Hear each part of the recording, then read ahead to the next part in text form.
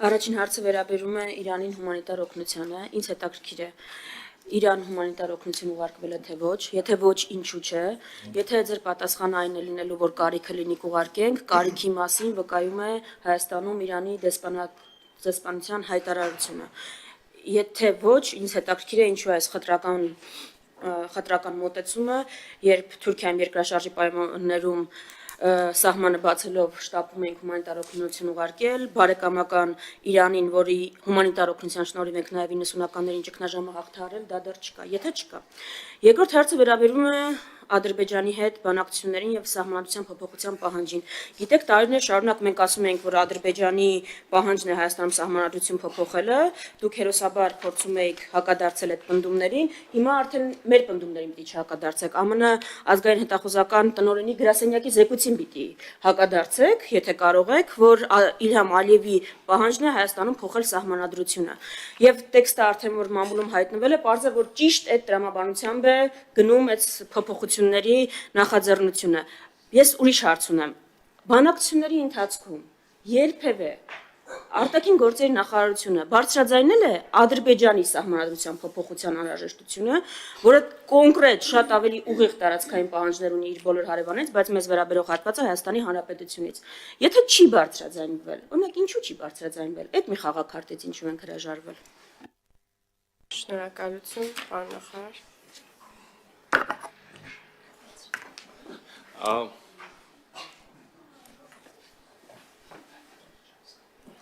Տիկին Վարդանյան, հարգելի Տիկին Վարդանյան, շատ ափսոսում եմ ձեր ժամանակը, որտեղ հիմա մի ամբողջ ելույթներ եւ փաստարկներ կառուցեցիք եւ հետո հարց ուղեցիք դրանց հիման վրա, մինչդեռ երկու հարցի պատասխանն է շատ հստակ, այս ափսոսում եմ ձեր ժամանակը, որ ասում եք, որ Հայաստանը բարեկամ Իրանին հումանիտար օգնություն չի ուղարկել, իսկ այն Թուրքիային ուղարկել է, ուզեմ ձեզ տեղեկացնել, Հայաստանի Հանրապետությունը հումանիտար օգնություն է ուղարկել Իրանի Իսլամական Հանրապետությանը հիմնականում դեղորայքի տեսքով։ Եվ այլ կերպ լինել չէ կարող, ես քիչ առաջ խոսում էի, թե ինչքան կարևոր են եւ ընդհանրապես ոչ միայն այս պահին, դարավոր եւ հազարամյակներով նույնիսկ պետություններից անդին երկու երկրների երկու ժողովուրդները իրար այդպիսի անհրաժեշտություն չենք տեսել շեփորահարելու, բայց որ հարցնում եք նաև պատասխանում եմ։ Երկրորդը սահմանադրության մասին։ Ուրեմն նայեք, Հայաստանի Հանրապետությունը եւ բանակցությունների ընթացքում փակ դռների հետևում եւ նաեւ հանրային հրապարակային մի շարք առիթներով ասել է, որ Հայաստանի Հանրապետության սահմանության մեջ Ադրբեջանի համար որևէ խնդրահարույց ամենայն դեպս տարածքային հավակնությունների տանող որևէ պնդում չկա։ Ավելին, մենք վավերացրել ենք մի փաստաթուղթ, որը հղում է անում եւ դա սահմանադրական դատանի եզրակացությամբ, որը հղում է անում Ալմաթային, որը բացառում է տարածքային հավակնությունը իրար նկատմամբ։ Հետևաբար մեր սահմանադրական դատանը, որը ի դեպ միակ մարմինն է աշխարհում, որը ուղղակի իրավասություն ունի մեկնաբանել մեր սահմանադրությունը, հանդես է եկել պաշտոնական եզրակացությամբ, որ մեր սահմանադրության մեջ այդպիսի խնդիր չկա։ Միևնույն ժամանակ մենք ասել ենք նաև, որ եթե քաղաքական լավ իրավական ձևակերպներից անդին, այնուամենայնիվ քաղաքական կամ որևէ այլ տեսակի կողմնակի այդպիսի տարածքային հավակնությունների տանող կամ այդպիսի եզրահանգում անող բան տեսնում է որևէ մեկը, ապա հավասարապես եւ գուցե ավելին այդպիսի բան կարող է տեսնել Ադրբեջանի սահմանադրության մեջ, եւ սա կրկին ասում եմ, եւ հրապարակային ենք ասել եւ նաեւ բանակցությունների ընթացքում։ Բայց ուզում եմ նաև մի դիտարկման ձեր անդրադառնալ Ադրբեջանի նախագահը պահանջում է վերջին հանդիպումը, ես չգիտեմ հիմա ինչքանով է կոռեկտ օրինակ, որ մասնափակ հանդիպման այդ տեսակ մանրամասներ ասեմ, բայց ուզում եմ ձեզ վստահեցնել, որ Ադրբեջանի պահանջ Հայաստանի Հանրապետության նկատմամբ չկա, բայց ուրիշ բան կա, սահմանադրություն փոխելու բան, ուրիշ բան կա, եւ սա էլ իրանք հանրային են ասում եւ չեն թաքցնում, ասում են, երբ որ մենք ասում ենք մենք սահմանադրությունը չենք կարող քննարկել ձեզ հետ, դա Հայաստան-Ադրբեջան բանակցությունների թեմա չի, իսկ մենք սա բազմիցս ենք ասի եւ եւ այստեղ էլ կարծեմ ես ասել եմ այս մասին, իրանք ասում են, հա, շատ լավ, դա մենք չենք բանակցում։ Ուղղակի ձեզ տեղեկացնում ենք, որ եւ չենք պահանջում եւ դա խնդիր չկա, լավ, ձեր ներքին գործն է, ձեր ներքին գործն է, բայց ձեզ տեղեկացնում ենք, որ քանի դեռ ձեր սահմանադրությունը այս ձևակերպումները ունի, մենք չենք պատրաստվում ստորագրել։ Սա իրանք հանրային են ասել դա։ Եվ հիմա մենք սա ընդունում ենք իգիտություն եւ ասում ենք լավ, ափսոս, բայց նույն ասացի բանում, հա, նախորդիվ ասացի տրամաբանությամբ։ Մենք էլ այդպես շատերն էլ այլ խնդիրներ կարող են տեսնել, դրա լավագույն լուծումը, հասցեագրումը հենց այս տեքստի, այսինքն համաձայնագրի ստորագրումն է եւ ավերացումն է, որը բոլոր տարընթերցումների վերջ կդնի եւ այլն։ Ինչեւ է, այստեղ մեր պատկերացումները Հայաստանի Հանրապետության եւ Ադրբեջանի Հանրապետության պատկերացումները բաժանվում են իրարից եւ չեն համընկնում։ Եթե համընկնեին, մենք ստորագրած եւ գուցե հուսով եմ արդեն ավերացված էլ կլինենք համաձայնագիրը, ներողություն եմ խնդրում։ Հա, այդքան է, կարծես ուրիշ բան։ Մի շուտ նրբերանգել կա, ուզում եի անդրադառնալ։ Կհիշեք, համեցեք Տիկին Վարդանյան 2 րոպե։ Շատ լավ եք արել, որ Իրան հումանիտար օգնություն եք ուղարկել, ապրեք, լավ կլիներ հրապարականեցնեք, հարցը չէր առաջանա արդեն։ Հարգելի լրագրողներ, ուշադրություն դարձրեք, ընդդիմությունը գնահատում է կարող։ Հա, պետք է անել եւ բայց չեմ հասկանում էլ այդ տարբերակված մոտեցումը, որ այս մասը հրապարակայնացված չէր, որ մենք, այսինքն այդ հարցը առաջացել էր եւ այսպես հարց ու պատասխանին բարձվեց, բայց ինչևէ լավ է։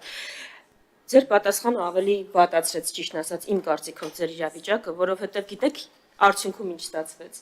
Ասում եք, մենք բանակցություններին բարձրացրել ենք Ադրբեջանի սահմանադրության փոփոխության հարցը, ու չոր փաստը այն է, որ սահմանադրության փոփոխության գործընթաց այնպես ինչպես Ալիևն է պատկերացնում, կամ մենակ մեր երկրում։ Եթե բարձրացրել եք ու արդյունքը էս է, ես չգիտեմ, ավելի ճիշտ ելույթում արդեն կբնութագրեմ ինչի մասին է դա վկայում։ Բայց ֆիքսենք, որ արդյունքը ձեր բարձրաձայնելու այն է, որ Ալիևի պահանջած սահմանադրության փոփոխության գործընթաց հիմա կա մենակ Հայաստանում։ Ադրբեջանում որևէ անգամ խոսակցություն կամ քննարկում դրա մասին չկա։ Այ հենց էս էր ուզում ասել Տիկին Վարդանյան, որ միտքս ընդհատվեց, ուրեմն նայեք, ես իմ ասածից ուրիշ հետևություններ պետք անել, պետք է հետևություն անել այն, որ արձանագրված է, որ Հայաստանը եւ Ադրբեջանը չեն բանակցել եւ չեն բանակցում Հայաստանի Հանրապետության սահմանադրության փոփոխության հետ որևէ կապ վերաբերելի որևէ հարց։ Դա Հայաստանի եւ Ադրբեջանի բանակցությունների առարկա եւ թեմա չէ։ Սա շարժաշտ է արձանագրել։ Հիմա վերադառնանք Հայաստանի սահմանադրության եւ այստեղ մեր պատկերացումն են Հայաստանի եւ Ադրբեջանի, որքանով է երկու երկրների սահմանադրությունները խոչընդոտ